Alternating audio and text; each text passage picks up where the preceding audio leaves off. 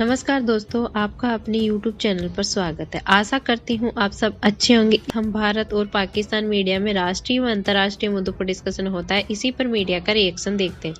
Video पसंद आए तो वीडियो को लाइक, शेयर और चैनल को सब्सक्राइब जरूर करें, जिससे मुझे भी मोटिवेशन मिल सके और आगे भी इसी तरह की वीडियो मैं आपको प्रोवाइड करवा सकूँ। फिर मुलाकात होगी आपसे अगले वीडियो में। जय हिंद, जय भारत। कि हमें बड़ी उम्मीद थी कि डील डन हो जाएगी, वो डील डन नहीं हुई अभी तक। वक्त आईएमएफ को नजर आ रही है वो लैक ऑफ कॉन्फिडेंस है, लैक ऑफ ट्रस्ट है।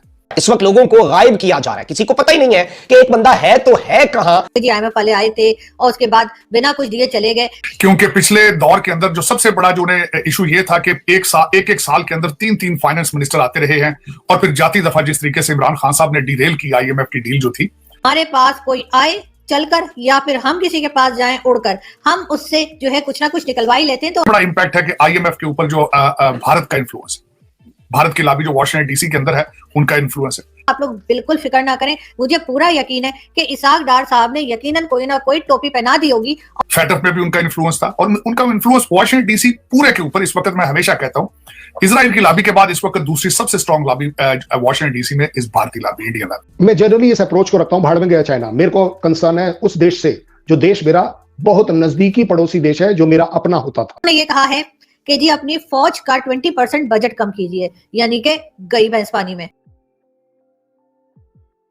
जो वो डायलॉग हो रहा था उसमें क्या होता रहा, सबसे बड़ी जो बात इस वक्त आईएमएफ को नजर आ रही है वो लैक ऑफ कॉन्फिडेंस है, लैक ऑफ ट्रस्ट है।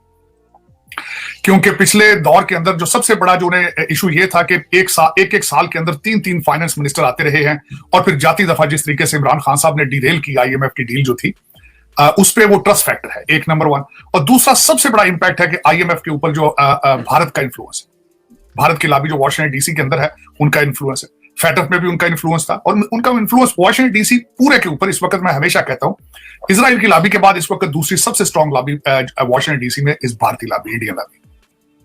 उसको काउंटर करने के लिए आपके पास कोई आप you are not interested and you are not present in Washington DC, unfortunately. मेरे ख्याल में तो आप वैसे बड़े अरसे से किसी जगह भी नहीं है। उसकी एक मैं छोटी सी मिसाल दूंगा। आप आईएमएफ की बात कर रही हैं, मैं इसके साथ है तो इररिलेवेंट, लेकिन वो भी बात बनती है। अजय डोवाल साहब जो है अभी एनएसए जो भारत के थे, वो वॉशिंगटन डीसी आए। वॉशिंगटन डीसी में बड़ी उनकी इंपॉर्टेंट मीटिंग्स हुई अपने अमेरिकन एनएसए के साथ और बिलखसूस उन्होंने टेक्नोलॉजी, अमेरिकन टेक्नोलॉजी के बारे में उनके बड़े सक्सेसफुल रहा है।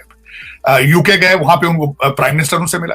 उसके बाद देखें वो he went to Russia and he went to he met Putin.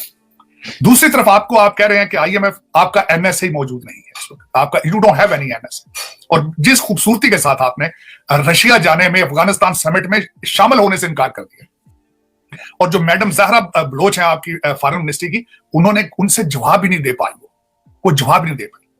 लेकिन यहाँ पे वॉशिंगटन डीसी में जो उसका उन्होंने अपना कंक्लूजन निकाला है कि आप वहां पे नहीं गए सिर्फ दो वजूहात से।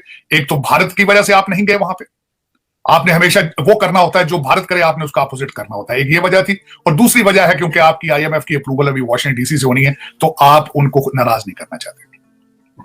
लेकिन दर हकीकत अगर देखा जाए तो इस वक्त आईएमएफ ये आपको पैसे देंगे, जिंदा रखेंगे, क्योंकि आपके बॉर्डर बड़े इंपॉर्टेंट ममालिक के साथ मिलते हैं और you are the atomic power, तो मैं नहीं कहूंगा, यू हैव एटॉमिक। तो उसमें सिर्फ इस वजूहात की वजह से they will give you something, not to completely go out of business, लेकिन you are not doing anything to stay in business। उसकी वजह यह है, अभी तक मैंने 2-3 अल्फाज किसी भी स्टेक होल्डर के मुंह से नहीं सुना कि आईएमएफ के बाद हम क्या करेंगे, हमारे पास कौन सा रोड मैप है कि हम दोबारा हमें आईएमएफ के पास ना आना पड़े। किसी इंसान, किसी जी शऊर आदमी, जितने आपके ऑक्सफोर्ड और हार्वर्ड ग्रेजुएट हैं, किसी के मुंह से मैंने 2 अल्फाज नहीं सुने। आज मैं जो एक वैसे आपके साथ अजरा मजाक एक बात करना चाह रहा हूं। आज मैंने एक ट्वीट किया है कि हमारे अफगानिस्तान के जो उनके फाइनेंस मिनिस्टर हैं बदरी साहब, मुल्ला बदरी साहब उनका नाम है, मुल्ला हदायतुल्लाह बदरी। इस वक्त अफगानी करेंसी $1 की 89 और दूसरी साइड पे आपकी $1 की 272 या 71। करने वाले कौन है? मेजॉरिटी पीएचडी, शौकत तरीन साहब, उसके बाद रजा बाकर साहब, उसके बाद आपके शबर जैदी साहब, उसके बाद इसहाक डार साहब, उसके बाद असद उमर साहब। और मैंने उसके नीचे लिखा था कि इन सबको जाके तालिबान इंस्टीट्यूट ऑफ इकोनॉमिक्स में क्लासें लेनी चाहिए।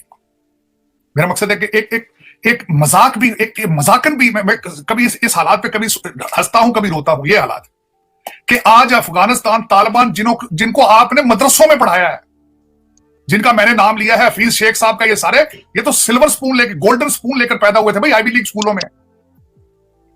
ये तो काम करते हैं ना आईएमएफ के लिए और वर्ल्ड बैंक के लिए। इनका मुल्ला बदरी के साथ तो कंपटीशन कोई नहीं। डॉलर सारा आज गया यहां से पाकिस्तान से, लेकिन उनकी करेंसी आपसे स्ट्रॉन्ग है।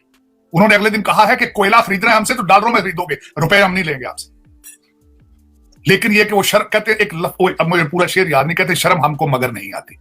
उसका तो कोई हल नहीं ना किसी। आईएमएफ वाले आए थे और उसके बाद बिना कुछ दिए चले गए, तो ना ना ना ना, हमारे पास कोई आए चलकर या फिर हम किसी के पास जाएं उड़कर, हम उससे जो है कुछ ना कुछ निकलवा ही लेते हैं। तो आप लोग बिल्कुल फिक्र ना करें, मुझे पूरा यकीन है कि इसाक डार साहब ने यकीनन कोई ना कोई टोपी पहना दी होगी और आईएमएफ वाले जो है कुछ ही दिनों में हमें फंड दे देंगे। लेकिन उसके बाद होगा क्या, यानी कि वो तो तभी पता लगेगा। लेकिन फिलहाल उन्होंने ये कहा है कि जी अपनी फौज का 20% बजट कम कीजिए, यानी कि गई भैंस पानी में। ये भी फिल्मी डायलॉग है, लेकिन खैर मुझे बड़ा पसंद है, तो यहाँ बड़ा फिट होता है। तो जी बिल्कुल ये बात सुनते ही जो है मेरा ख्याल है इसाक डार साहब ने कहा होगा, लो जी गई भैंस पानी में। यानी कि अब इन फौजियों से कौन कहेगा कि जी आपके फंड हम कम कर रहे हैं, वो भी 20%, यानी कि हमें तो बड़ा खतरा है। भारत से भी खतरा है, उधर अफगानिस्तान से भी खतरा है, उधर से तालिबान से भी खतरा है, उधर से टीटीपी वालों ने भी बैंड बजा रखी है, और साथ साथ भारत से तो खैर खतरा रहता ही है हमें हर वक्त। तो फिर बजट कम करना होगा। लेकिन ये बात मतलब ये कि बिल्ली की गले में घंटी कौन बांधेगा, यानी कि अब ये बात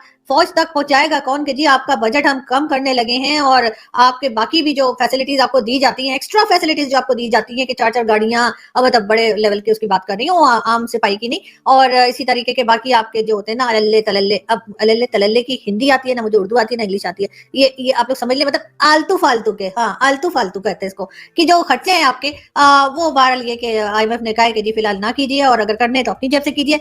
तो ये एक बहुत बड़ा मसला खड़ा हो गया कि आप करें तो क्या करें। साथ साथ जी 170 बिलियन रुपीस, ठीक है ना, डॉलर नहीं रुपीस का जो है वो टैक्सेस लोगों के ऊपर लगने वाले हैं। और इसके बाद लोगों की चीखें जो निकलेंगी वो आप समझ सकते हैं कि कहां कहां तक जाएंगी। और फिर यही होगा कि किस तरह से घर चलाएं और किस तरह से क्या करें। हर चीज की कीमत जो है वो बढ़ने वाली है, चाहे वो फ्यूल प्राइस हो, चाहे यूटिलिटी बिल्स हो, चाहे कुछ हो। यानी अगर किसी का घर 2 लाख में चलता है तो अब 5 लाख चाहिए होंगे, बाकी के 3 लाख कहां से लाएंगे, ये सोचना पब्लिक का काम है। और ये सोचना हरगिज जो है वो गवर्नमेंट का काम है ना अपोजिशन का काम है। वो तो आपस में बस लड़ रहे हैं। और इसके अलावा इमरान खान को एक कामयाबी जरूर मिली, और वो ये कि लाहौर हाई कोर्ट ने कह दिया है कि जी 90 डेज के अंदर इलेक्शंस करवाए जाएं, यानी कि केपीके और साथ पंजाब जहां के असेंबलीज को डिसॉल्व किया गया है वहां पे 90 डेज के अंदर जो है वो कहा गया है कि जी इलेक्शंस करवाएं। अब देखते हैं कि ये करवाते भी हैं या फिर कोई कहानी होती है।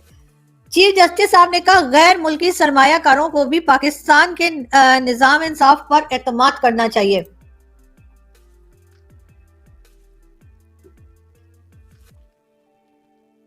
जी, तो आपने सुना मैंने क्या कहा। जिसको आवाज नहीं आई ना वो बस समझ जाए मैंने क्या कहा। तो बिल्कुल ठीक ही कह रहे हैं जी। इनके बारे में कुछ कहो ना तो कहते हैं कि जी केस ठोक देते हैं। तो इसलिए मैंने जो है ना आप लोगों को चुपके चुपके बताया कि मेरे ख्यालात इनके बारे में कितने अच्छे हैं। तो आप समझ जाइए मैंने क्या कहा। लेकिन ये कि ठीक कह रहे जी, मतलब अपने लोगों को एतबार नहीं है, अपने लोगों के साथ आपने जो है ना वो जैसे कहते हैं कि बेड़ा गर्क करके रखा हुआ है। लेकिन हाँ, बाहर के कंट्रीज वालों को पाकिस्तान की जो है ना इंसाफ के जो होते हैं यानी अमल होता है, यानी जो कुछ यहाँ पे चल रहा है, और गैर मुल्की सरमायाकारों को पाकिस्तान के निजाम इंसाफ पे जो है ना बड़ा ट्रस्ट है।